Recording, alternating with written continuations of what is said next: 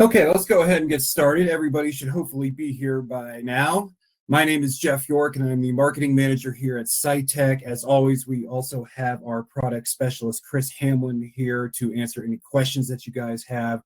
The topic of this morning's webinar is Mastering the Operator Data Interface, ODI, and we are going to be going over some use cases, how to configure it properly, and some other stuff like that. So first, what we are going to discuss is what is the ODI?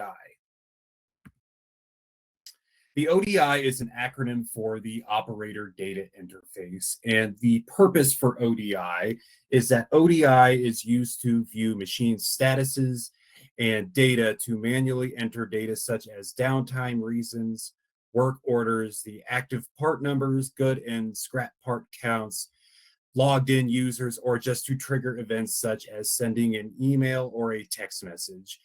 And the ODI is only available on the Silver and Gold DataXchange licensing levels.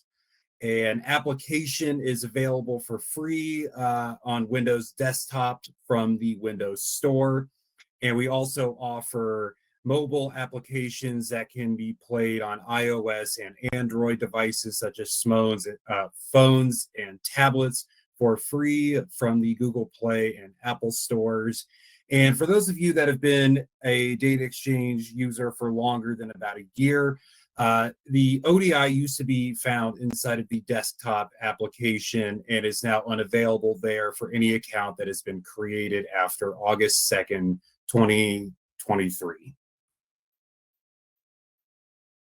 Just a few other kind of just helpful things about ODI. A device that is running the ODI app does not need internet access to enter the data, allowing the device to be secure on the shop floor. However, the network access to the DataXchange service is required. All data entered from the ODI is sent to a DataXchange service, and the data is processed by the DX service. Therefore, after the initial install of the DataXchange client, the computers utilizing ODI do not need any internet access. Next, I would like to discuss the ODI data. And a variety of types of data can be entered and viewed from the operator data interface, such as equipment statuses like unplanned downtimes, planned downtimes, and in cycle. In cycle is typically hidden by permissions since the cycle data normally comes from the equipment itself. Work orders. Work order views provide a list of work orders assigned to the equipment. You can activate, deactivate, or close work orders as well as confirm part counts. And there are 3 different tasks that can be performed from the work order page, such as activating a work order, entering data for the current shift for the active work order, and entering data for a specific day. Other ODI data such as part data, which is part numbers, good and scrap part counts, custom commands. Custom commands are used to trigger a user configured event, such as a custom command could be used to send an email to maintenance without placing the equipment in a maintenance downtime, as well as controlling stack lights and triggering integration with external systems are a few of the other examples for a custom command. Users, the active user running the equipment can be tracked with the ODI screen. Users can be associated with equipment by either logging into ODI or by using the user page on the ODI screen. Users can manually and automatically log into ODI as well. Next up, we are going to discuss ODI settings. Now, the ODI settings can be found in the desktop client version of DataXchange, and this is what you're looking over on the right side with that image. The unknown downtime frame value determines the amount of time to look for qualifying unknown downtimes up to 7,200 minutes. And an example of this, so for a time frame of 60 minutes, any unknown downtime that has started within the last 60 minutes would be in the list. This list is filtered by the exclude value. Any blocks of unknown downtime with a duration less than the exclude time will be filtered out of the list. There is also a note history timeframe feature on the settings page, and this value determines how far back an ODI user can view notes for their equipment. The default is the minimum of 8 hours. The replace data setting will allow ODI users to update historical statuses, such as using the modify timestamp option. If this is disabled, the user can set the timestamp on the new status up to the beginning of the status the machine is currently in. If enabled, the user can set the timestamp to any time earlier desired. Next up, we are going to discuss the ODI user interface and how you can configure that. So what we are looking at here is the data entry screen for the ODI, and kind of just moving in a clockwise circle. If you look up at the top left, you will see the options kind of stacked bar there. Next to that, the logged in user. So if you're like the currently one using the ODI, that's where you'll see your name. That little four square kind of Windows icon, that is how you get to the equipment overlay. Next to that, we have, we'll go underneath that. So underneath that, we have our machine information. And if you click on any of those, the unplanned downtimes, the planned downtimes, which is currently selected, you will see a number of selectable statuses that you can put your ODI and machine into. Next to that, we have the large equipment card, as well as the statuses and parameters that you can have set up inside there. So what we are looking at is a DMG machine that has been selected. It is currently in an unknown downtime. It has been in that downtime for quite some time via the status duration parameter that is there, the start time of this status, as well as the part number that the machine is working on, the work order, as well as the user that is logged in. And you can see some other things in there as well, such as good and scrap part counts, the part per hour plan, and the part per hour percentage. Underneath that, we have the notes section. So, if you take a break or something like that, you could click on that, start that status, and enter a reason why is maybe you're going out to lunch or something like that. Next to that, we have these small equipment cards and statuses. This is going to be something that is used by somebody that is operating inside of a cell, where they have the number of equipment that is out there next to them, and they can see a bird's eye overview of the machines and their current statuses and how long they have been in them. So ODI use, this is kind of what I want to discuss for, and I'll show you guys here at the end of this, is how you can use the ODI. So you can select a piece of equipment from the small equipment cards on the bottom left, and then select the machine information that you would like to edit from those selectable statuses. So if you see in the bottom right corner of that picture that I have inserted in there, you can end a current machine status and then select a new one from those selectable statuses from the machine information list. You hit end status and then start that new status, and then you will see a color change on that top right large equipment card. You can add notes for more detailed reporting. And then also, if you look at the small equipment card down at the bottom right, and you'll get to see what this looks like here, you can also have a expression set for a flashing machine card when a certain threshold gets crossed. And I will go into more detail about that here in just a second. More tips for ODI use. ODI is not meant for all machinery in a plant to be added to its home screen. It is more meant for operators in a cell, kind of like what I talked about earlier. Scenarios may arise, however, when an appropriate planned or unplanned downtime was not entered, or a status start or start time needs to be entered. This is what you can do with the modify timestamp, which you can see down there circled. And that can modify any current or previous times. You will need to have a permission enabled for this to be able to modify the collected data. And inside of the DataXchange desktop application, you can also pull a modified data report to show you all of the times that have been modified by one of your operators. Next, I would like to discuss the equipment overlay. And this is something that should kind of be a default view for your operators using ODI. And the equipment overlay is a screen where the equipment cards for all the selected equipment are displayed. Selecting an equipment card will hide the overlay and display the main ODI screen with the associated equipment selected. And on the ODI configuration page, the equipment overlay can be set to be the default screen when the application opens, as well as having the equipment overlay display after a set of idle or inactivity time.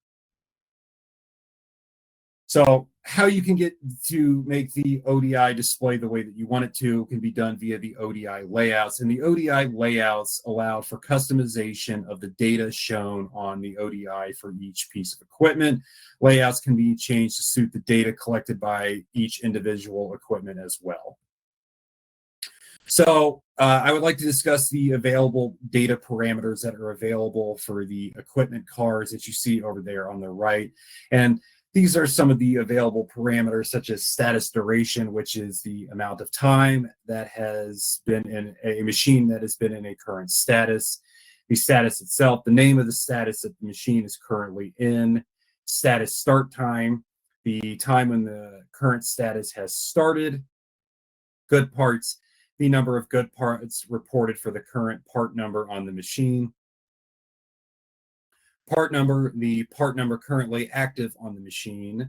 Scrap parts, the number of scrap parts reported for the current part number on the machine.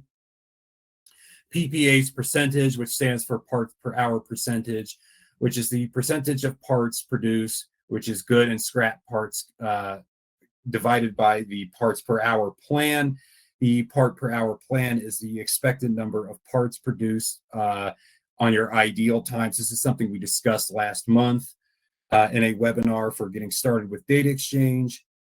User, the username currently active on the machine, as well as work orders, the work order that is currently active on the machine. Next up, I'd like to discuss how you can configure your ODI.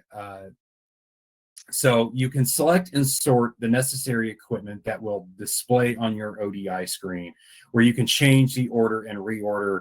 If you're looking over at that far right-hand side, you can switch up, say you want the DMG in front of the Makino, you can do that with those little arrows over there on the far right side.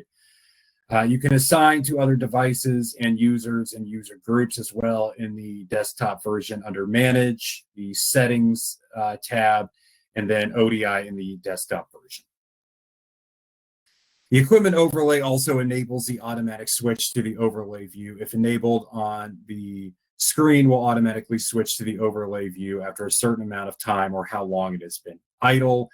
Some other options that you have here on this configuration page, which you can access via those top lines in the image in the top left corner, are also suppressing messages. So if you're using DataXchange as a dashboard and you don't want other notifications coming in from DataXchange, you can suppress those messages. You can enable equipment sorting and the refresh rate, so how long it takes to get data from the machine. And something I would like you to be aware of, if you look at the bottom left in the center, you will see a device identifier code as well as the logged in name of the user. This can be used in the desktop version for the device identifier. So ODI can be configured in 3 different ways. You can do it by device, by group, and by user. So with device, that is the physical device that it would be in your hands, such as a phone, a tablet. You can only configure the machines via that way, and it'll only be applicable to that device. But if you do it by group and by users, you can do it kind of as a blanketed, you can configure ODI based off employment levels, set up in the desktop version of DataXchange, and then by user as well for anytime that user logs into another device, that setup information and configuration of ODI will be there as well. Next, I would like to discuss about how you can configure those equipment cards and showing the parameters that you would like to do. This can only be done inside of the desktop DataXchange version, and you can find that under the Manage tab via Settings, ODI, and then ODI Layout. Users can choose from a default layout or add a new one themselves, configure their small and large equipment cards in this ODI layout section. Silver licensing levels cannot collect part or work order information, so leave those out if you're only using a silver licensing level. Those are only available on gold and above. And you can assign a layout to a specific piece of equipment via ODI and ODI layout section. So you can have specific cards to specific equipments via the ODI layout assignments section on the desktop version. Other ODI features and recommendations, I'd like to go over ODI notes. So while using the operator data interface screen, it may become necessary to record further detail regarding the current state of a machine. To do this, it is possible to capture the detail about what is going on by using the notes field. And there's a couple or three different options for notes reports. So you can get a operator notes report that retrieves notes left by the operator. Require notes. This is disabled by default in the desktop version, but may also require notes from the operator. And you can also send notes in an email. Notes that are entered into the system can also be sent in an email. This feature can be used for any of the note options, including machine statuses, scrap parts, and custom commands. Shop floor awareness with ODI. I discussed this with the flashing kind of thresholds that you can see once those are crossed. So we have a Doosan and a DMG that are flashing right now. And those flashes are set to 1 second intervals when a threshold of a machine status, so for example, has been crossed. So for example, a FANUC 31i has been in an unknown downtime for an hour. You will start to see that machine card flashing so that it will alert an operator to attend to that piece of equipment. Finally, I would like to discuss some ODI display and mounting options. So this is, how you can keep your tablet safe. So over there on the far left side, we got like what looks to be a DMG machine with a ODI tablet that is attached to it via magnets. We have some people that use it that way. The way that we typically recommend is that there is a website called VitaBox where you can get stands and enclosures. So what you're looking at there in the center is a VitaBox enclosure that your tablet can go into and then also charge from. You run a little cord in the back of it, and then you can mount that to a floor stand, which you see there in the bottom left that is next to a Haas machine, and that image in the bottom right that can be put out right next to a machine, so operators inside of a cell can monitor everything via the equipment overlay that you're looking at in that image there in the top right. So I would like to do a quick demonstration of everything that we discussed here. I'm going to exit out, and I'm going to open up the Windows ODI version of ODI.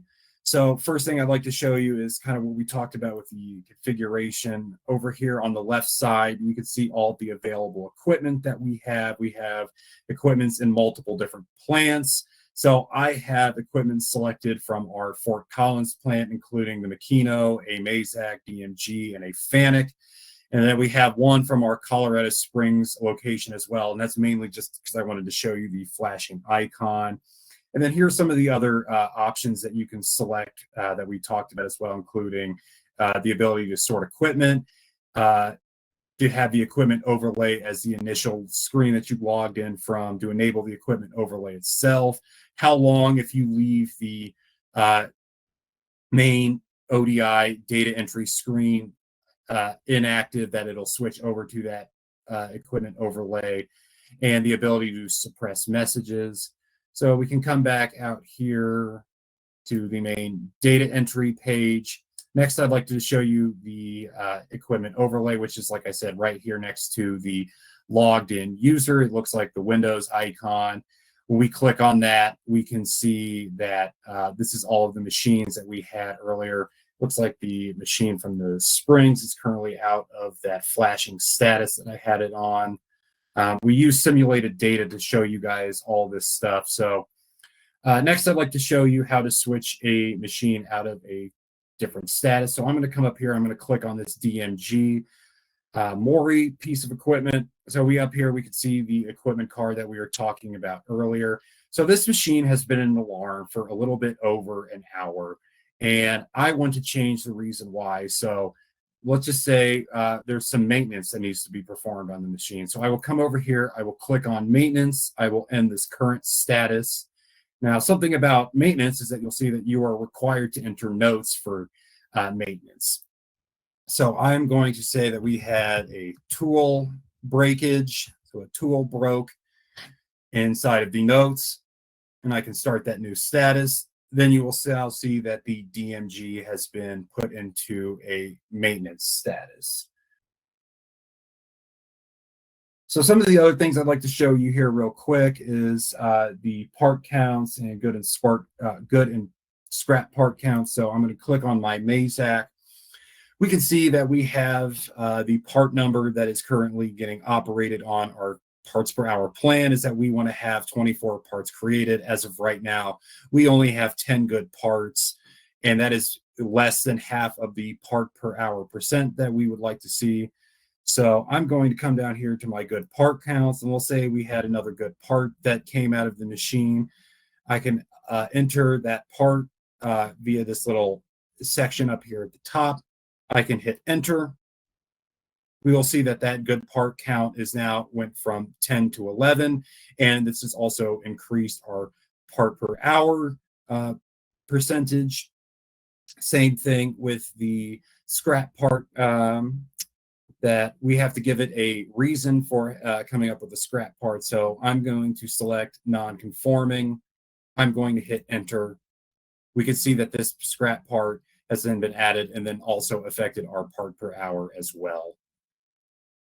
So from here, I'm going to go back to my PowerPoint, and I want to discuss just a couple other things. So if you have any questions, I'd like you to enter those into the little Zoho heads-up display that you can see there, and I and Chris Hamlin, our product specialist, will be answering these. But I like pointing this out on any of the webinars that we do. We do have a Scytec University help website that you can find at dxhelp.scytec.com. You can find out all sorts of things via typing it into that little search bar up there, and it'll populate with FAQs and tutorial videos as well. So from here, if there's any other questions that you guys have, feel free to type those in, and I will take about 5 minutes to let you guys enter all those in, and Chris and I will enter those as well.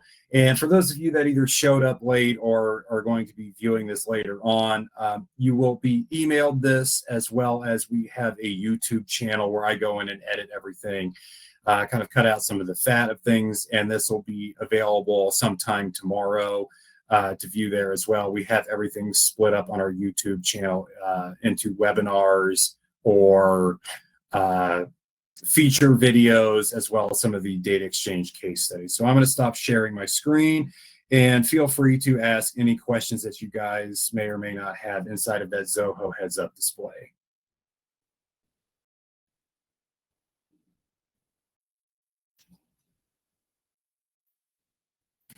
Okay, so we got a few questions coming in. The first is, can you use a tablet to enter information from either an Android or an iPad? And yes, you can.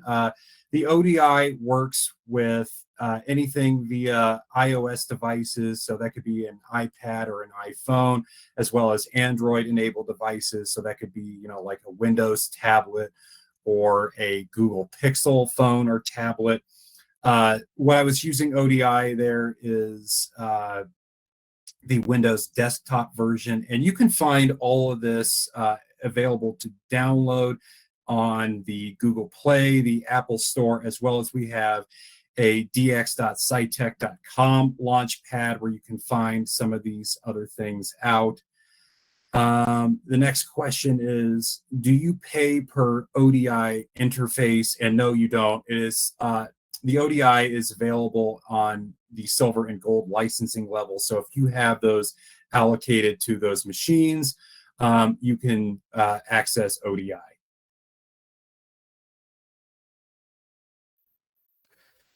Okay, we have another question that came in. Is there a way to use the ODI web view? And as of right now, currently there is not.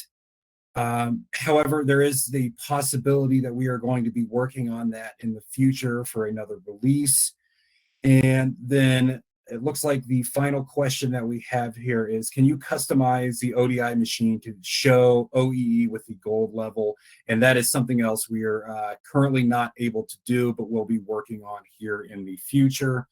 So I think that about wraps it up here for this morning. For anybody else that has any questions, please reach out to Scytec support, and we will answer those as soon as we get them. And thank you all here for joining us this morning, and I hope you have a wonderful rest of your day. Thank you.